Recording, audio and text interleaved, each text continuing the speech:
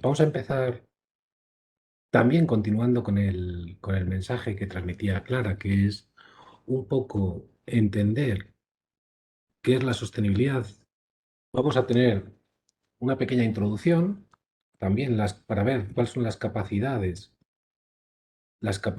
que tiene el sector, saber cuáles fueron los inicios, cuáles son las capacidades que tiene el sector para colaborar en este ámbito de la sostenibilidad y después también pasar a qué es la estrategia, qué aspectos las compañías consideran relevantes dentro de estos nuevos riesgos y oportunidades, que no son riesgos y oportunidades tradicionales como los que conocíamos hasta ahora, y que me tratábamos de medir con modelos de valoración tipo VAR a un año o muy ligados a impactos muy financieros.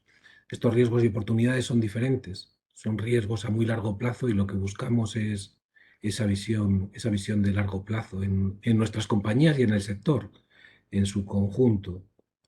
También hablaremos de producto, que es algo relevante, de inversiones justo después de producto, porque al final el sector tiene dos patas, el lado del activo, que son nuestras inversiones, y el lado del pasivo, que son nuestros productos y los compromisos que hemos asumido con esos productos. Un poco más adelante hablaremos también de esos requisitos bueno, esos requisitos de integración del riesgo de sostenibilidad, de cómo se puede integrar en los modelos de evaluación prospectivo y, por último, unas pequeñas reflexiones que trataré de compartir con todos vosotros. Bien, si voy a tratar de, de cumplir con el tiempo establecido, lo primero es ver dónde nace, de dónde venimos en el inicio de todos los aspectos relacionados con la sostenibilidad. Fue en 2015 cuando se firmaron los Objetivos de Desarrollo Sostenible por parte de la Unión Europea y el resto y otros gobiernos del mundo. También otro hito muy relevante fue la firma del Acuerdo de París. Cuando hablamos de sostenibilidad, porque entiendo que en la sesión de hoy hay asistentes al curso y también personas que no asistieron a este curso, hablamos de tres aspectos, la A, la S y la G, que son aspectos ambientales, sociales y de gobierno. Los aspectos ambientales tienen gran relevancia y el acuerdo de París lo que trata de limitar es el aumento de la temperatura a 1,5 grados con respecto a los niveles preindustriales. También es verdad que, que el sostenibilidad tiene otras dos siglas más, que es la S de social y la G de gobernanza. Pero relevante el Acuerdo de París. Y luego, si continuamos con nuestro eje cronológico, el siguiente punto sería la creación del grupo de expertos que define la estrategia global de la Unión Europea en materias de finanzas sostenibles. Y esto, en lo que termina, si me permitís pasar, sería en el Plan de Finanzas Sostenibles. Este plan es el eje director de toda la normativa que tenemos ahora mismo, que no es poco y es un aspecto en el cual no voy a entrar, porque, bueno, o alguna vez, si me permite, Fran, entraré, pero poco, porque es el objeto de la segunda ponencia. Pero sí que es verdad que la sostenibilidad tiene dos aspectos relevantes. Uno, que es que la sociedad nos está pidiendo, es decir, nuestros clientes están exigiendo que seamos sostenibles, que ofrezcamos productos sostenibles, pero la gasolina también está en la normativa. Es decir, que este plan de finanzas sostenibles, que ahora os explicaré, se ha desarrollado y se ha desarrollado, bueno, ampliamente en algunos casos. Ya tenemos el reglamento de divulgación, que es del año pasado, ya tenemos en agosto dos hitos muy relevantes, como son la entrada en vigor de IDD MiFID y también los requerimientos de solvencia que rigen la integración de los riesgos de sostenibilidad en los balances de las propias aseguradoras y en la gestión de riesgos de las propias aseguradoras. Y también, cuando decía parcialmente, porque también hay normativa que se ha desarrollado de forma parcial, como es la taxonomía, en la cual se han desarrollado dos objetivos medioambientales y queda por desarrollar el resto de los objetivos y también los objetivos sociales. Pero bien, por volver al plan que ordenó el inicio de todo lo que es el ámbito normativo desde el punto de vista de sostenibilidad, lo primero quizás sea relevante decir cuáles eran los objetivos de este plan. El primer objetivo era fomentar esta visión a largo plazo que las aseguradoras, porque estamos en el caso concreto de seguros, pero cualquier sector debería de tener.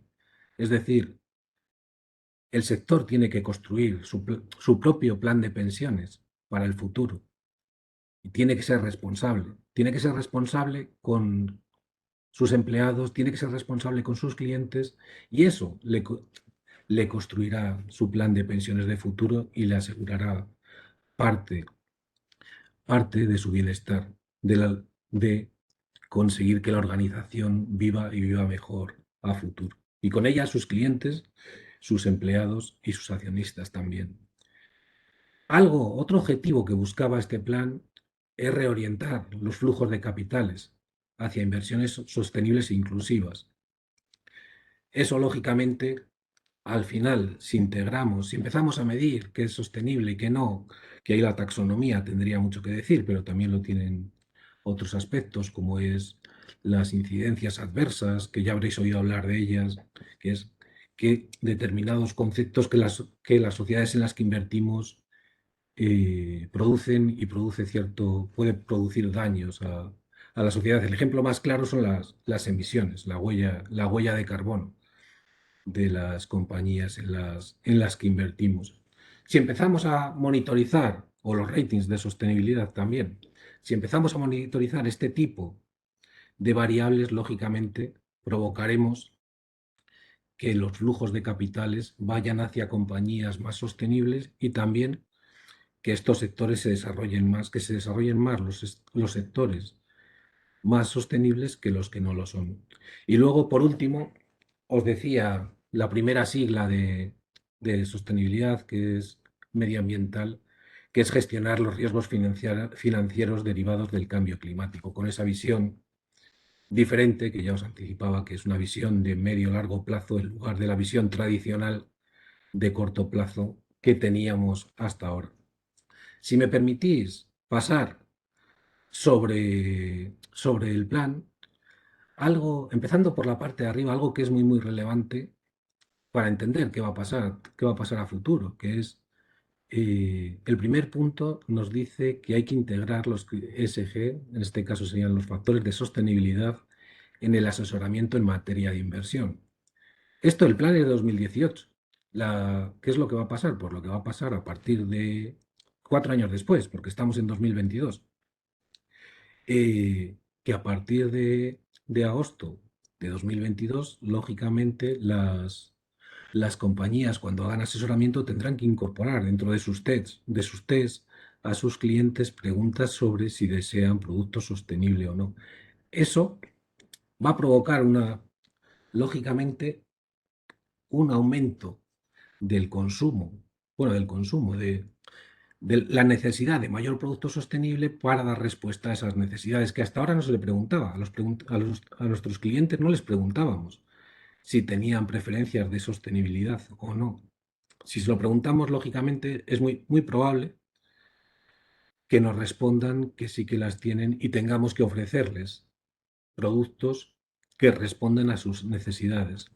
Para eso, en el plan, lo que se fijaba era, en primer lugar, oye, que en 2018, cuando se creó el plan, todavía no había medición, no había calificaciones crediticias de sostenibilidad.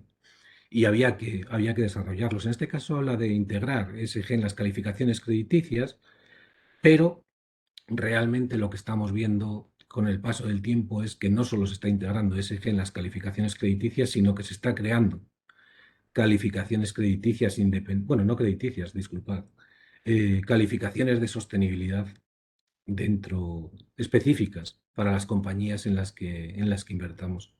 Y también reforzar la información sobre sostenibilidad de las empresas. ¿Por qué? Porque lo que comentábamos, al final, sí necesitamos conocer esa huella de carbono, esas incidencias adversas de las compañías para tomar decisiones de inversión sobre ellas. Lo primero es que se tiene que reforzar la información y que la información empiece a fluir, que los proveedores financieros tradicionales empiecen a disponer de esa información para que los gestores de inversiones, los gestores de los productos y VIPs, en el caso de seguros, sean capaces de crear productos sostenibles que den respuesta a nuestros clientes cuando les preguntemos si tienen preferencias de sostenibilidad. Empezaba por arriba por lo que os decía, porque es clave este aspecto y es un aspecto que va a hacer cambiar el sector y va a hacer muy probablemente que uno de los objetivos que se reorienten los flujos de capitales hacia inversiones sostenibles sea una realidad y también porque es un hito muy cercano, porque lo veremos a partir del 2 de agosto. Y si pasamos a la parte inferior de la información de la slide, lo que vemos es otra serie de aspectos, como lo que decíamos, taxonomía. Taxonomía es la clasificación de las distintas actividades, es decir, una actividad es sostenible, bueno, en los objetivos medioambientales que están desarrollados, porque lo que os comentaba todavía no está todo desarrollado, una actividad es sostenible o no lo es. Por ejemplo, el ejemplo que más nos afecta a nosotros, para los seguros de no vida, en este caso, se pueden considerar medioambientalmente que cumplen con taxonomía, hay que cumplir una serie de requisitos y hay que ver si esas primas de seguros cumplen con esa taxonomía o no. Pero no solo para seguros, porque estos reglamentos de taxonomía van CENAE a CENAE diciendo las características que hay que cumplir. Pero bien, esto nos ayuda, si bien es verdad que quizás lo que ayude un poco menos sea el que no esté todavía totalmente desarrollado y que la información todavía no la podemos encontrar fácilmente en los proveedores financieros. Vale, si pasamos, ahí veíamos el plan que se fijó la comisión desde un inicio, y ahora vamos a ver cuáles son las capacidades. ¿Cuáles son las capacidades del sector para colaborar con esos objetivos, para colaborar con lo que comentábamos, que esos flujos se guíen hacia el negocio sostenible para hacer que nuestro negocio sea más resistente, que tengamos esa visión de largo plazo? Y el negocio de seguros, tengo simplemente puesto unas cifras. El negocio de seguros tiene, bueno, en este caso, autos tiene 29 millones de asegurados de ocupantes, realmente vehículos son 31. En decesos, el sector tiene 22 millones de asegurados, en vida ahorro 10 millones, en vida riesgo 21 y en salud está asegurado el 23% de la población. Aquí lo que vemos es que el sector capacidad parece que tiene y mucha, o sea, tiene mucha llegada. ¿Qué más características tiene el sector? Bueno, lo primero es el ratio de solvencia. El ratio de solvencia, salvo alguna excepción que hemos leído noticias todos esta semana, es un sector solvente, con requisitos de capital o sea, fondos propios que más que duplican los requisitos de capital. Y algo muy relevante también, que es conocer qué servicio da el sector. El sector está resolviendo 140 millones de incidencias al año gestiona 190.000 millones de euros de los 10 millones de asegurados y tiene unas provisiones dotadas por 240.000 millones de euros. Es decir, que si hablamos de reorientar flujos de capitales, parece que tiene algo que decir. Y algo que también para mí es muy relevante cuando se piensa en sostenibilidad es que el sector especialmente en el ramo de no vida, quien presta los servicios eh, es quien arregla nuestras casas, quien arregla nuestros coches, es el sector y tiene 570.000 colaboradores. 570.000 colaboradores que han estado trabajando también durante la pandemia y que en ningún momento han faltado a sus compromisos. Y bueno, si lo vemos desde el punto de vista de distribución, no vemos una clara diferencia entre no vida y vida, básicamente porque, como muchos de vosotros ya sabéis, en vida el 73% del negocio es banca seguros, y el 20% es negocio mediado y el 7% es directo. Sin embargo, en no vida, el 60% del negocio es un negocio que se canaliza a través de agentes y corredores frente a un 25% de directo y un 15% de banca seguros. También algo que es importante comentar de este sector antes de avanzar, que es, que es un mercado que históricamente, como cualquier mercado regulado, está sujeto a continuos cambios y que este es uno más. Este es uno más y como comentaba Clara, es relevante decir que es uno más y que el sector va a saber resolver como siempre y va a saber resolver correctamente. Y de una forma comprometida también, como siempre ha hecho hasta el día de hoy, como seguirá haciendo. Porque esa visión de largo plazo, también dentro del sector financiero, o sea, lo que vemos es que el sector, cuando hablamos de sector resiliente, el sector seguros lo es. O sea, es un sector que no entra de la parte de la derecha con ROEs, con ratios de rentabilidad en el entorno del 10% históricos y bien capitalizado. Ahora, pero históricamente lo ha sido así, y la gestión prudente que ha tenido el sector seguirá siendo así. Gestión prudente y algo más que yo creo que está en el ADN de las compañías, que es la gestión de riesgos. O sea, una compañía de seguros nace para gestionar riesgos y el balance es un riesgo más. Y ha sabido gestionarlo muy bien hasta el día de hoy y seguro que sigue siendo así. En cuanto al número de compañías, vemos que es un negocio atomizado y simplemente destacar cuánto pagamos cada uno de nosotros a nuestras compañías, que son 1.366 euros al año. Si pensamos en la sostenibilidad, ¿qué es relevante dentro de la sostenibilidad en las compañías de seguros? ¿Dónde se tiene que focalizar? Lo primero es, dentro de la estrategia, definir qué es lo relevante, que ahí nos ayuda la matriz de materialidad en esos riesgos no financieros que veremos un poco más adelante. Esa también os comentaré, porque al final el tiempo es limitado, qué puntos en los planes estratégicos de las compañías, qué puntos le están dando más importancia. El posicionamiento competitivo, cada compañía decide. O sea, sí que es verdad que lo que nos encontramos en el sector a día de hoy es que hay compañías más comprometidas y hay otras que todavía no vemos ese compromiso tan claro.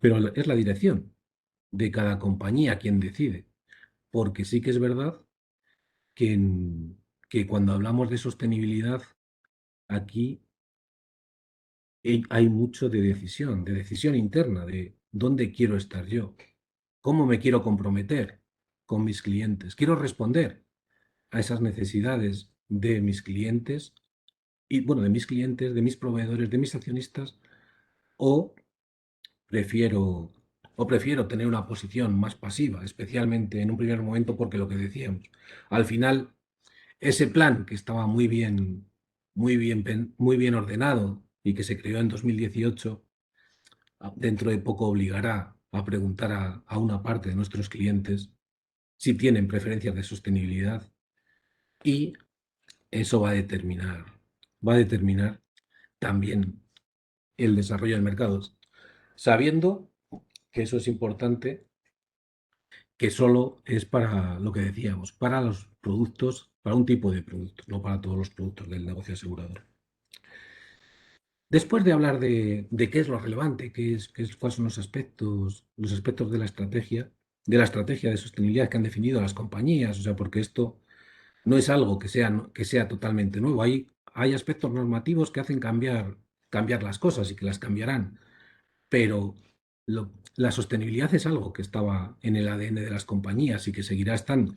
Si bien es verdad que nos tenemos que adaptar a los nuevos tiempos. Tenemos las áreas en las que hay que focalizarse, las compañías son, bueno, hablábamos del activo de las compañías, de las inversiones. Decíamos que estas inversiones hasta hace no mucho, bueno, diría que hasta el año pasado, cuando entró en vigor el reglamento de divulgación, en la gestión de estas inversiones no se tenían en cuenta los, los aspectos relativos a sostenibilidad. Si bien es verdad que con la entrada del reglamento de divulgación ya parte de las compañías empezaron a tomarles en cuenta, y ahora, con la entrada en vigor de los requerimientos de solvencia, de gestión de balance de las compañías de seguros, todas lo tendrán en cuenta.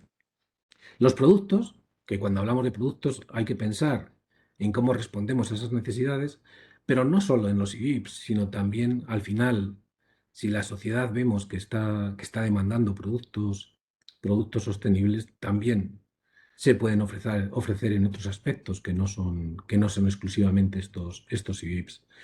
Y por último, un aspecto clave que es cómo comunico los cambios, cómo gestiono ese cambio, este nuevo mundo, que es un mundo más sostenible, bueno, más sostenible, que comentaba Clara. ¿Cómo gestionamos esa comunicación a futuro? ¿Cómo me comprometo? Que pasamos a la siguiente, a las herramientas clave, que es cómo me comprometo con mis stakeholders, que lo he repetido en varias ocasiones, como entendido estos stakeholders como mis accionistas, mis clientes, mis empleados también, que aquí la sostenibilidad da un peso relevante a nuestros empleados. También pensando, si pensamos en una visión de largo plazo, los empleados de nuestras compañías son parte fundamental en el desarrollo. Hablamos de tener claro su opinión y buscar ese engagement con nuestros empleados es fundamental. Pero necesitamos comprometernos, las compañías, bueno, necesitamos comprometernos y se están comprometiendo los grandes grupos, se están comprometiendo en aspectos clave. Y luego, algo que la norma, y entiendo que luego entrará Fran, también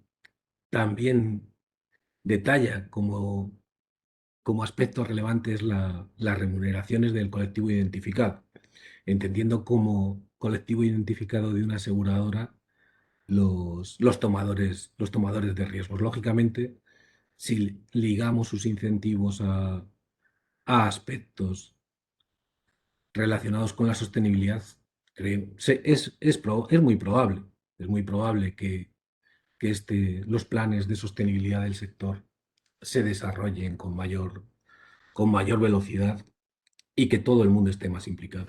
Y también la gobernanza. Aquí ya hemos visto, o sea, especialmente ya durante el año pasado y también durante este año, cómo se crean, cómo nacen los comités y las comisiones delegadas de sostenibilidad, cómo se empieza en las compañías, también los comités de inversión responsable, cómo se empieza a crear todo el gobierno asociado a lo que veíamos, a estos riesgos y oportunidades, a estas, a estas nuevas métricas, a estas nuevas formas de gestionar que tenemos que mantener en el futuro y que tienen que buscar lo que comentábamos, esa visión de largo plazo y ese engagement con la sociedad y también con nuestros accionistas e incluso con las compañías que invertimos.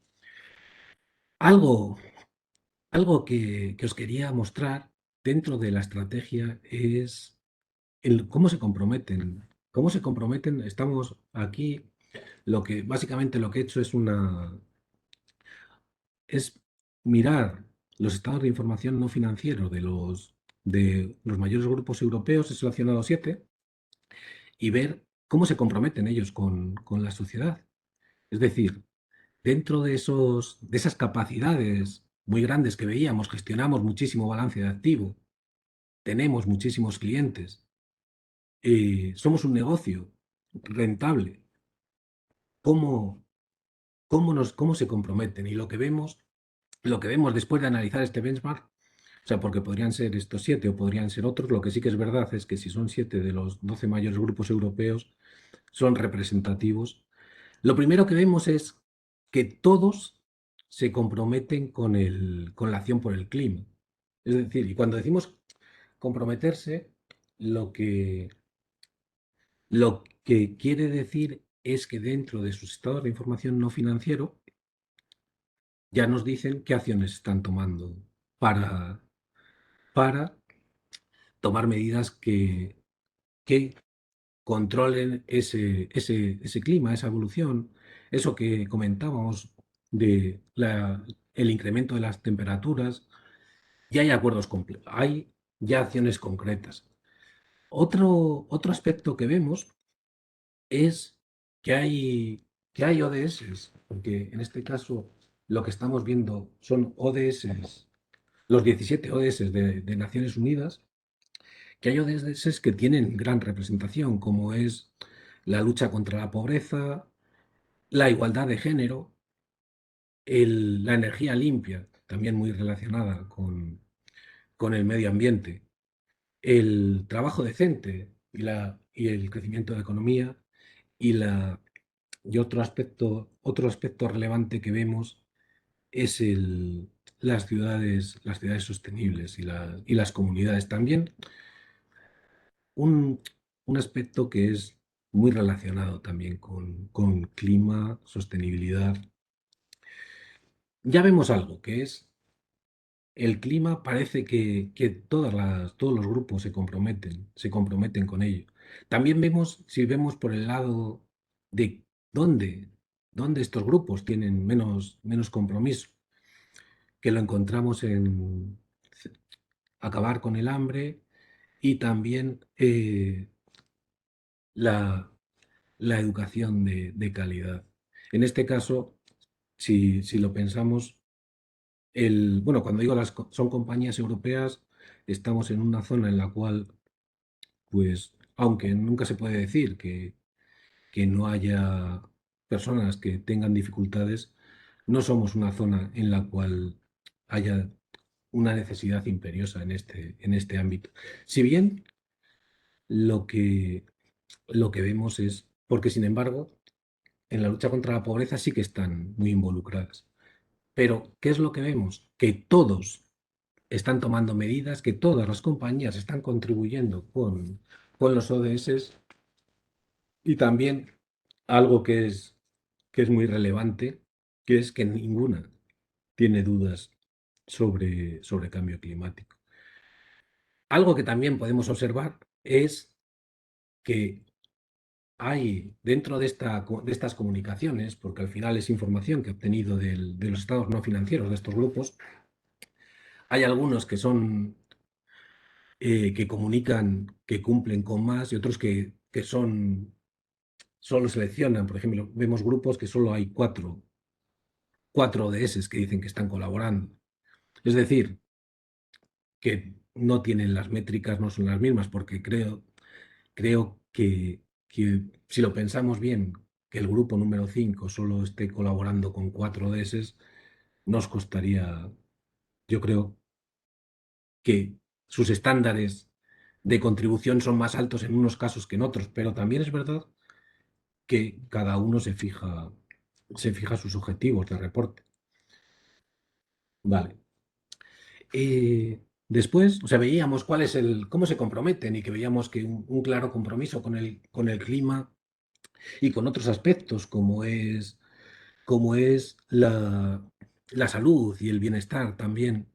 bueno, de nuestros empleados o de otros colectivos. Pero he ido un poco más allá y os quería compartir en esta sesión con vosotros directamente los planes estratégicos, qué son los aspectos, que en este caso ya no es estado de información no financiera, en el cual hay más detalle, sino los planes estratégicos, qué es lo que las compañías le están dando más importancia. Y lo que vemos es que lo que les preocupa es la reducción de los gases de efecto invernadero, la integración en la cartera de inversiones de los criterios ASG, la brecha salarial y diversidad y el incremento de negocio de actividades procedentes con componente ASG. Bien, si os fijáis, es una muy buena síntesis de qué es lo que, al final, el último de los puntos, que es el negocio, o sea, eso es algo que cuando hablamos de ser resilientes, de ser compañías resilientes y responsables, porque la sostenibilidad va de esto, que es de ser resilientes pero irresponsables, porque ya no solo tenemos que pensar en la compañía hacia adentro, sino que tenemos que pensar mucho más en la responsabilidad del sector hacia afuera, es decir, hacia estos grupos, a estos grupos que comentábamos anteriormente. También tenemos que dar respuesta con nuestros productos a sus necesidades. Lógicamente, la brecha salarial poco a poco va evolucionando de forma positiva. También diversidad, las compañías cada vez son más diversas, cada vez son más y lo que tenemos claro todos es que lo seremos más a futuro.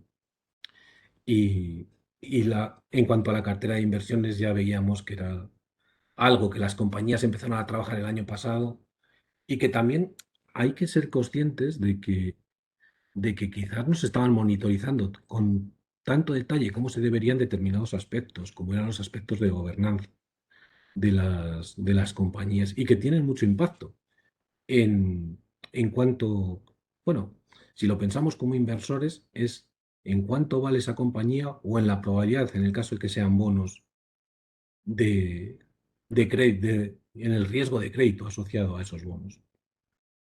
Vale,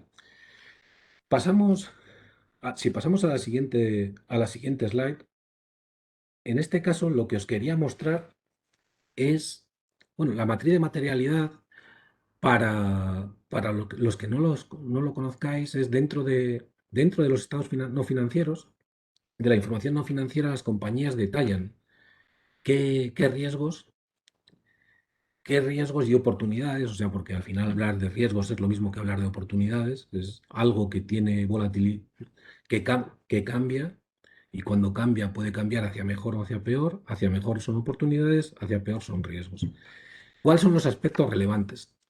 He hecho una labor, igual que en el caso anterior, de agregación, es decir, de unificación de los mayores grupos europeos y, y lo que vamos a destacar, si no os importa, es el recuadro superior de la derecha de los dos casos, que es los riesgos y oportunidades más relevantes. He separado entre vida y no vida, porque sí que es verdad que son negocios, aunque todo es seguros, son negocios un pelín diferentes y también lo vemos en estos riesgos y oportunidades. Si vemos los riesgos y oportunidades del negocio de no vida, lo que vemos es, bueno, el eje, tenemos dos ejes.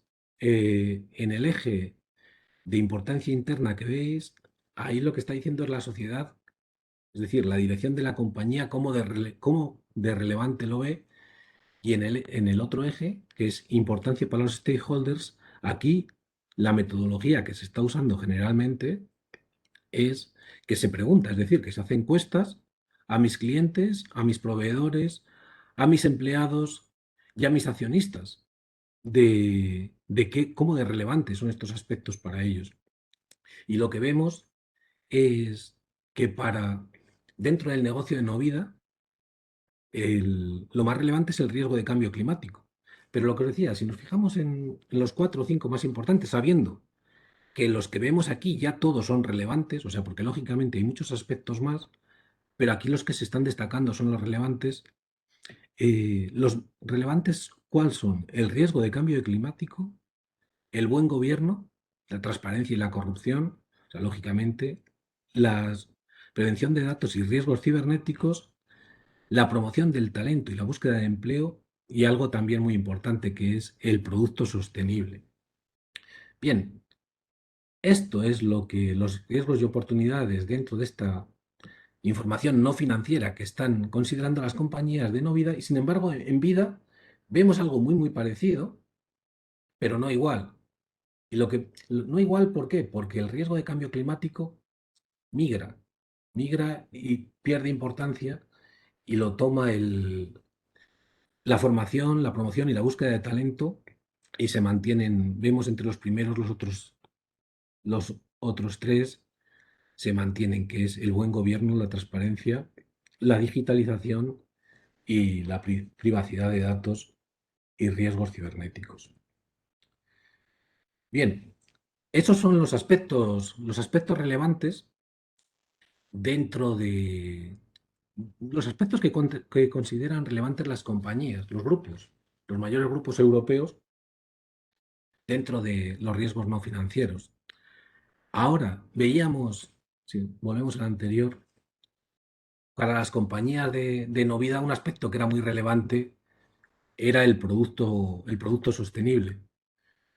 Pues vamos a ver un poco, vamos a anticipar, a comentar cuáles son, cuáles son las misiones dentro de ese ramo de no vida, de este producto sostenible, sabiendo que lo que decíamos al final, el sector, bueno, y además especialmente en los riesgos medioambientales, con esa colaboración público-privada con el consorcio y también con Agroseguro, porque para el riesgo de sequía es muy relevante, Agroseguro.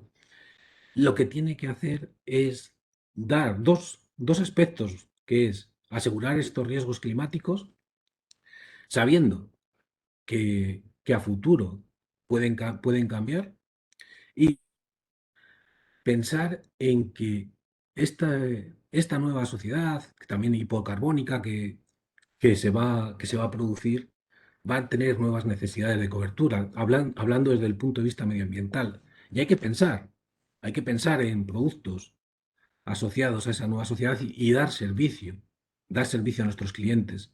Pero no solo, ¿sabes? Cuando pensamos desde el punto de vista de sostenibilidad, no solo hay que pensar en esto, sino también hay que pensar eh, cuando hablamos de digitalización, porque hay que tener cuidado. Decíamos que la digitalización es muy importante, pero la digitalización tiene que dar servicio a todos nuestros clientes, es decir, que sea inclusiva. Hay que tener esa visión global en la creación de productos.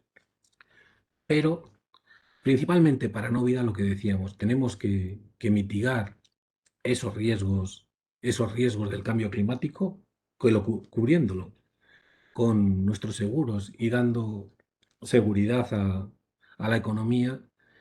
Y luego también tenemos que dar servicio en los nuevos, en el aseguramiento de estos nuevos parques eólicos, de las placas solares asociadas a nuestras viviendas, de, de todos los nuevos productos y servicios asociados a esta economía. En la parte inferior de la slide os he dejado unos números de cómo se espera, cómo podría ser el futuro. Es documentación que está obtenida de IOPA y o sea, cómo podrían ser las tormentas si mantenemos, decíamos con el Acuerdo de París, 1,5 grados en 2050 o en 2100, o si llegamos a 3 grados. Pues lógicamente tampoco hay que ser un gran adivino para predecir que se van a incrementar los fenómenos de la naturaleza.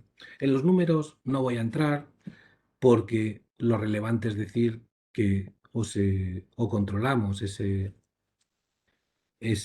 incremento de la temperatura o lo que tenemos que también prever dentro de nuestro negocio, entendiendo negocio como gestión de riesgos, es que habrá más eventos climáticos y eso dentro de del propio negocio también hay hay distintas formas de mitigarlo.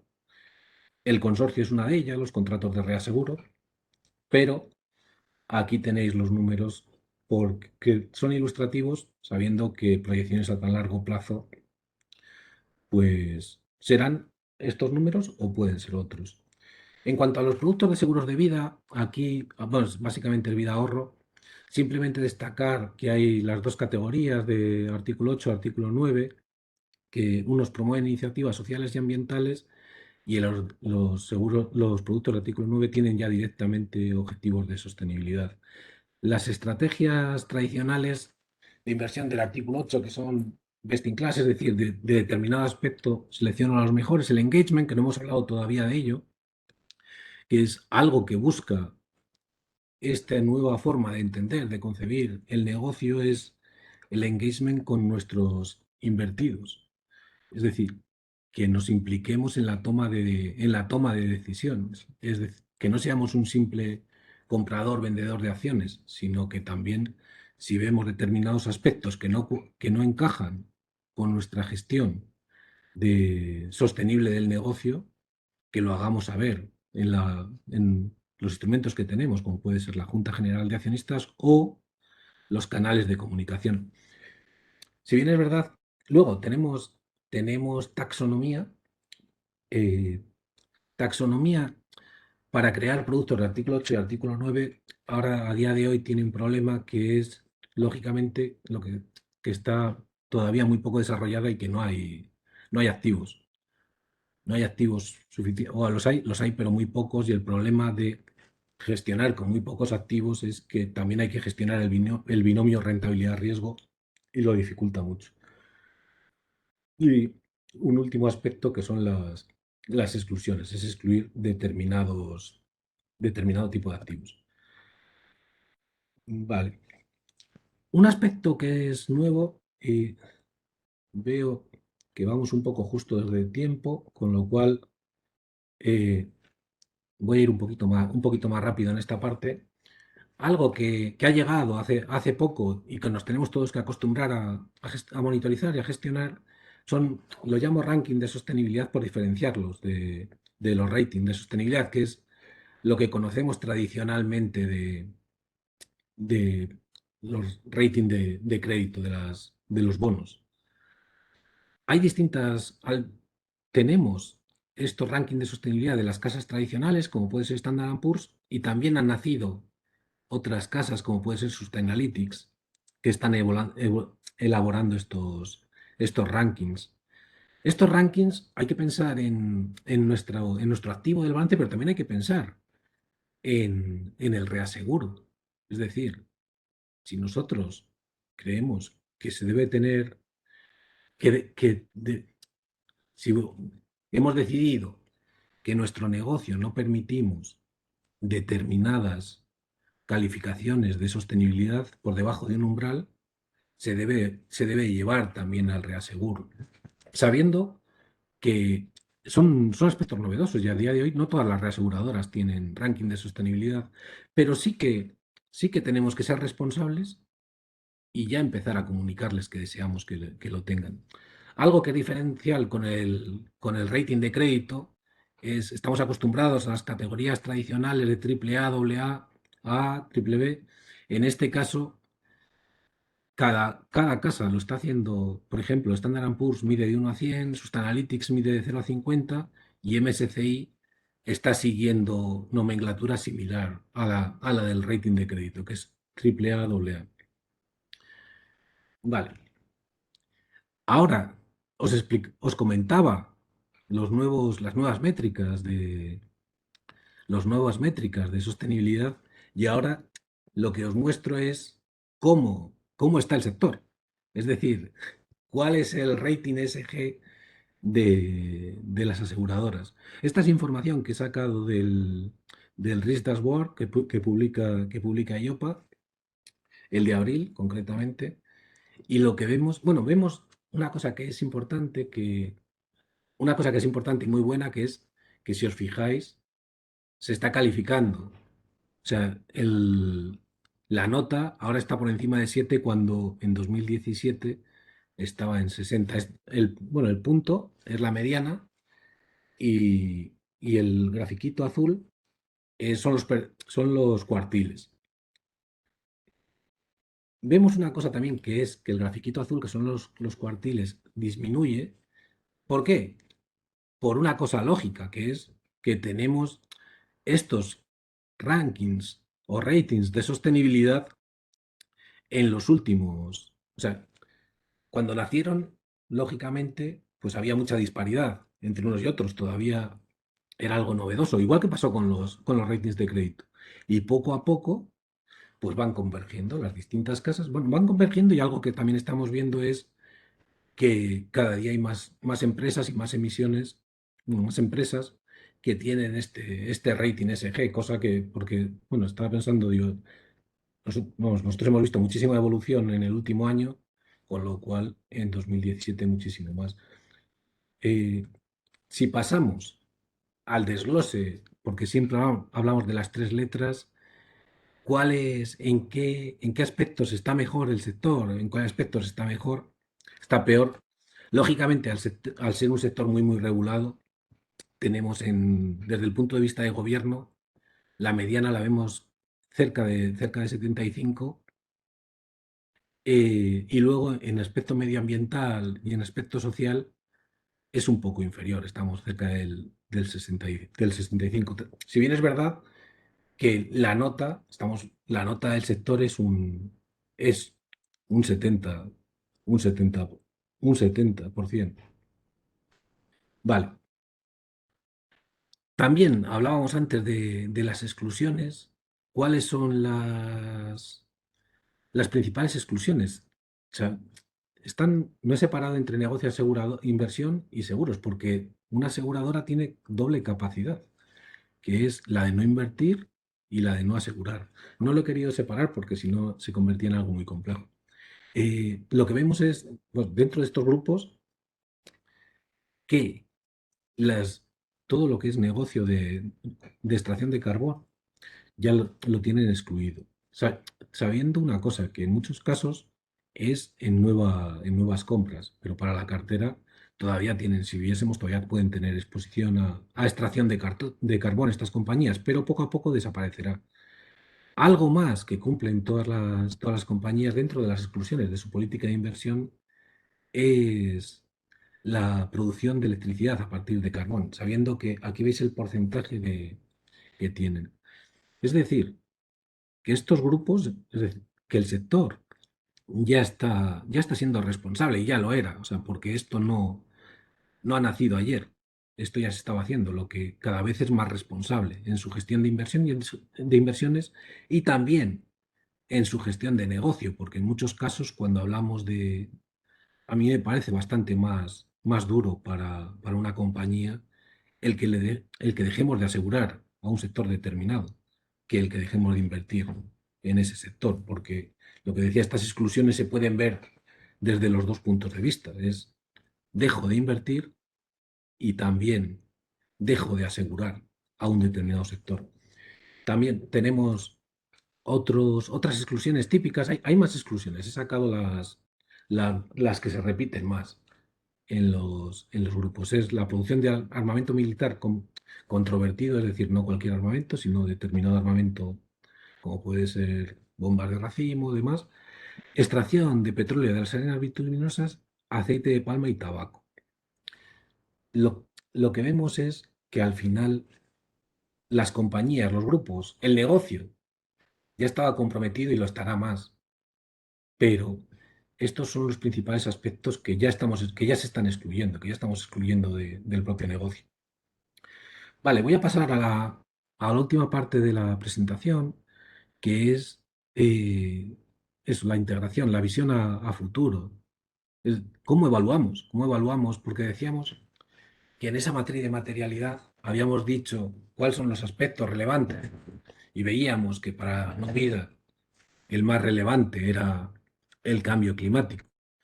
Pero ahora eh, tenemos un nuevo reto, que es, oye, las compañías de seguros tienen un ejercicio de autoevaluación de riesgos que se llama ORSA. Es decir, ¿cómo lo evaluamos? sabiendo que y al igual que el resto está cambiando, esta parte está cambiando muchísimo, además con el nacimiento de una herramienta que se llama, que ya muchos la conoceréis, que se llama Patka, va a facilitar el trabajo, pero hay que seguir avanzando. Eh, ¿Cómo tienen que ser ese ejercicio? Lo primero, todos los ejercicios de proyección tienen un horizonte temporal de medio y muy largo plazo, sabiendo que hasta ahora no estamos acostumbrados a estas proyecciones.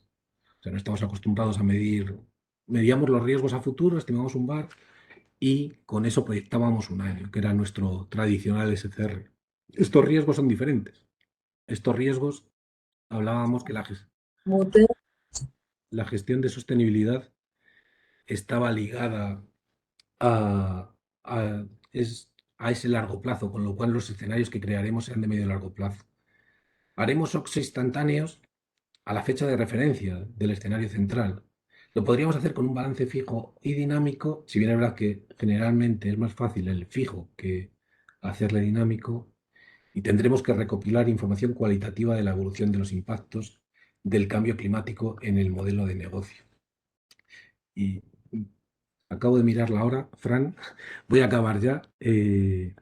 Simplemente comentaros que, especialmente para la parte de activo, hay distintos modelos, como son Climafin. Climafin lo desarrolló Batiston y Monasterolo, más muy centrado para donde son especialmente útiles es para deuda pública, para entender cómo se está haciendo esa medición. Y luego hay otros modelos como NIGEM que lo usaron los supervisores de Francia y Países Bajos, PACTA, que os invito a todos a que lo analicéis, porque la verdad es que en el último año ha tenido un desarrollo muy, muy positivo y, y ya está midiendo el riesgo de transición asociado a un importe muy relevante de activos y los modelos CARIM. Por último, estas dos últimas slides os las voy a dejar para que las leáis vosotros, que es un poco es la reflexión, las reflexiones que hicieron los CEOs de las compañías de seguros en la jornada, en la jornada inicial de la semana del seguro y, y el impacto que está teniendo el cambio climático, en este caso en las compañías.